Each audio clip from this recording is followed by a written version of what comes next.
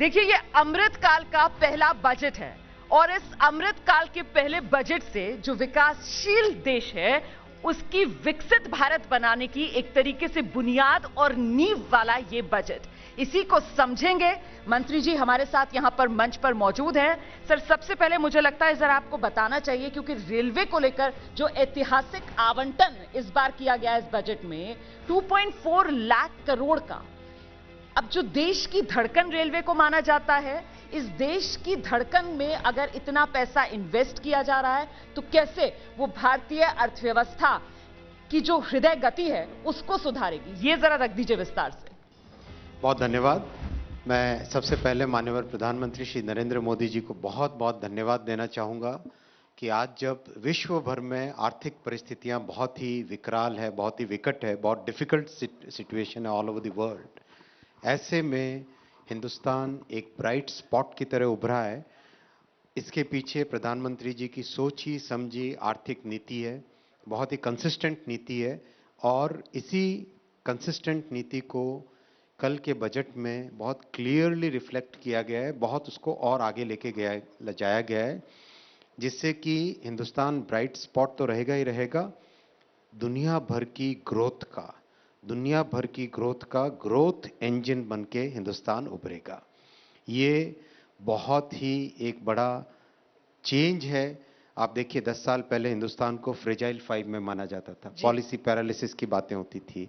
अब ऐसी परिस्थिति है, सारी दुनिया हिंदुस्तान को रे ऑफ होप की तरह देखती है कि उनको हिंदुस्तान से ही आशा है, हिंदुस्तान से ही दुनिया भर की ग्रोथ संभव है। बिल्कुल, अब एक एक करके जरा विस्तार से बात करेंगे। सबसे पहले जो रेलवे को ऐतिहासिक बजट का आवंटन हुआ है 2.4 लाख करोड़, तो ये भारतीय रेल देश की धड़कन, भारतीय अर्थव्यवस्था में ये कैसे जान फूकेगी?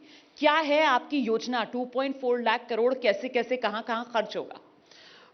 आप देखें, रेलवे में पिछले 8 वर्षों में बहुत फंडामेंटल रिफॉर्म्स हुए हैं। पहले आप स्टेशंस की कैसी परिस्थितियां देखते थे, ट्रेन्स कैसी होती थी, आज स्टेशन साफ सुथरे, टॉयलेट्स अच्छे। अब इस लेवल को एक रेलवे के लेवल को एक टोटली नए लेवल पे ले जाने का प्रधानमंत्री जी का सपना है। इस बजट आवंटन से 1275 स्टेशन, जिसमें बहुत बड़े स्टेशन जैसे नई दिल्ली स्टेशन है, छत्रपति शिवाजी महाराज टर्मिनल है, ऐसे बड़े स्टेशन, बहुत सारे मीडियम स्टेशंस और बहुत सारे छोटे स्टेशंस, कुल मिला के 1275 स्टेशंस को वर्ल्ड क्लास बनाया जाएगा। सेकंड, आपने देखा वंदे भारत ट्रेन जो कि हिंदुस्तान में डिजाइंड है, हिंदुस्तान के इंजीनियर्स ने बनाई है, दुनिया भर में इसकी प्रसिद्धि हो रही है। अब इसका प्रोडक्शन तेजी से रैंप अप किया जाएगा। तीसरा, वंदे मेट्रो, प्रधानमंत्री जी ने कहा कि जैसे एक बड़ा शहर है, बड़े शहर के आसपास कई छोटे शहर होते हैं, या फिर 2 शहर जो कि 40, 50, 60 किलोमीटर की गैप पे हैं, ऐसे शहरों को एक रैपिड ट्रांसपोर्टेशन की सुविधा होनी चाहिए, कन्वीनियंट, कंफर्टेबल, अफोर्डेबल ट्रांसपोर्टेशन की सुविधा होनी चाहिए जो कि सेफ हो। उसके लिए वंदे मेट्रो का बहुत अच्छा कॉन्सेप्ट एक डिज़ाइन किया गया है, जो कि इस साल के मिडिल तक उसको कंप्लीट करके, डिज़ाइन कंप्लीट करके इस साल से उसका प्रोडक्शन चालू होगा। फिर आपने देखा बुलेट ट्रेन का बहुत तेज़ी से काम चल रहा है। अभी जापान के प्राइम मिनिस्टर साहब ने अपने एक बहुत सीनियर कलीग को काम देखने के लिए भेजा और वो आश्चर्यचकित थे कि पहले ही इतने कम समय में इतनी तेज़ी से काम कैसे चल रहा है। He was really surprised. फिर इनोवेशन में, ग्रीन ग्रोथ में, कल के बजट में आपने देखा ग्रीन ग्रोथ को बहुत इंपॉर्टेंस दी गई है। रेलवे भी ग्रीन ग्रोथ की फिलॉसफी में हाइड्रोजन ट्रेन इस साल के अंत तक डिज़ाइन करके पटरी पे लेके आएगा और दुनिया में सिर्फ 2 या 3 देश हैं जिनके पास हाइड्रोजन ट्रेन है। तो बहुत सारे इनिशिएटिव्स हैं, खूब काम है। महत्वपूर्ण आंकड़ा एक सबकी जानकारी के लिए जी, आज से 8 साल पहले तक मात्र एक दिन में सिर्फ 4 किलोमीटर नई पटरियां बिछती थी, सिर्फ 4 किलोमीटर नई पटरियां बिछती थी। इस साल कितनी है? 12 किलोमीटर प्रतिदिन। सोचिए 3 गुना उछाल है। और जिस तरह का इस बार प्रधानमंत्री जी ने बजट एलोकेशन दिया है वित्त मंत्री जी और तो सर प्रधानमंत्री जी छोटा को, सा क्लैरिफिकेशन, वो जो 4,500 किलोमीटर नई पट्टियों का टारगेट है वो कब तक पूरा करना है? वो तो इस साल कर ही रहे हैं वो इस साल और पूरा हो अगले साल जाता है। 7,000 का टारगेट लेंगे। अच्छा, आपने महत्वपूर्ण आंकड़ा दे दिया, अब मुझे एक महत्वपूर्ण तारीख भी जरूर बता दीजिए, शायद ये हमारी हेडलाइंस बन जाए, क्योंकि बुलेट ट्रेन का आपने जिक्र किया है। वंदे भारत को हम रफ्तार भरते हुए देख रहे हैं ट्रैक्स पर, बुलेट ट्रेन हम कब देखेंगे उड़ान भरते हुए? बुलेट ट्रेन बहुत ही कॉम्प्लेक्स प्रोजेक्ट है। आप सोचो, जब भी आप कोई गाड़ी चलाते हो, जैसे ही 70, 80, 100 की स्पीड आती है, गाड़ी में कैसे अलग तरह के वाइब्रेशंस आ जाते हैं, किस तरह की बहुत ही अलग उसका कंट्रोल, बहुत ही सोफिस्टिकेटेड, बहुत ही टेक्नोलॉजिकली डिफिकल्ट होता है बुलेट का डिज़ाइन। तो डिज़ाइन कंप्लीट हुआ, कंस्ट्रक्शन चल पड़ा। इस साल का सारा फोकस रहेगा उसके सिस्टम्स के डिज़ाइन में, यानी electrical system, signalling system, operation control centre, इन सब के डिज़ाइन में रहेगा। और अगस्त के 2026 के अगस्त में पहली ट्रेन चलाने का टारगेट लेके चल रहे हैं। बहुत ही डिफिकल्ट टारगेट है, बहुत ही चैलेंजिंग टारगेट है, लेकिन जिस तरह से प्रधानमंत्री जी रेगुलरली रिव्यू करते हैं, बहुत ही डिमांडिंग बॉस है। इतना काम करके लेके जाओ, कहते हैं इतना करो, इतना काम लेके जाओ, इतना करो। बहुत ही डिमांडिंग बॉस है। तो जितना वो फॉलोअप कर रहे हैं, जितना रिव्यू कर रहे हैं और जितना जापानीज गवर्नमेंट का भी सहयोग है, डेफिनेटली 2026 के अगस्त तक बुलेट चलने लगेगी। अगस्त 2026, तो मंत्री जी ने ये बुलेट ट्रेन को उड़ान भरते जब आप हिंदुस्तान में देखेंगे, उसकी तारीख भी यहाँ पर हमारे शो में बता दी है।